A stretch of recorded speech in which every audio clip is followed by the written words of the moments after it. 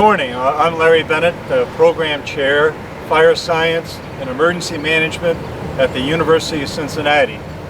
And a week ago Saturday, we held a seminar at the Sharonville Fire Department about chemical companies and partnership relationships with the fire department. It was wonderful. And Andrew.law was our initial speaker, talking about the relationships, the positive relationships that they have here at DuBois Chemical with Sharonville Fire.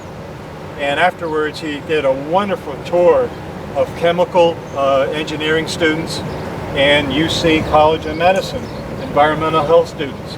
And every place we stopped on the tour, those students had lots of questions.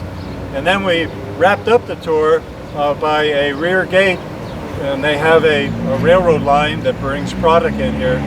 And Andy mentioned that the U.S. Department of Homeland Security has chemical facility anti-terrorism requirements that have required them to enhance the security here.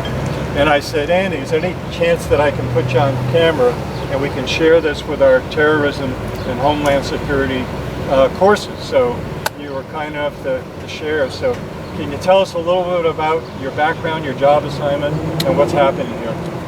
Sure.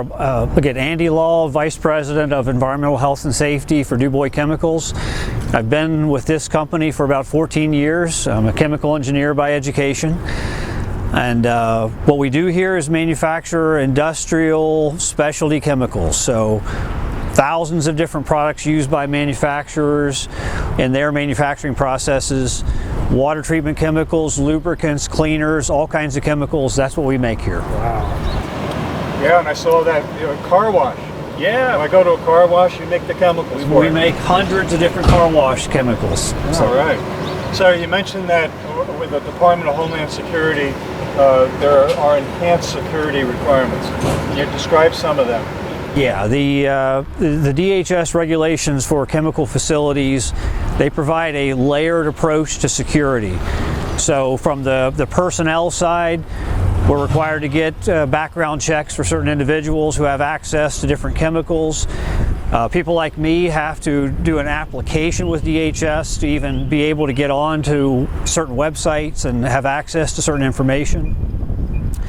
And then there's physical and cyber security. We have to have layers of security and security plans that are on file with DHS and approved by DHS for any facility that's covered by these standards. So we're standing here by a gate, and I noticed that the drivers either have to hit that pager over there or you have to scan them in. Yes. So we have layers of physical security, and so to gain access to our property, you have to enter through an intercom system and have somebody on the inside give you access, or you need to have an electronic badge that gives employees access.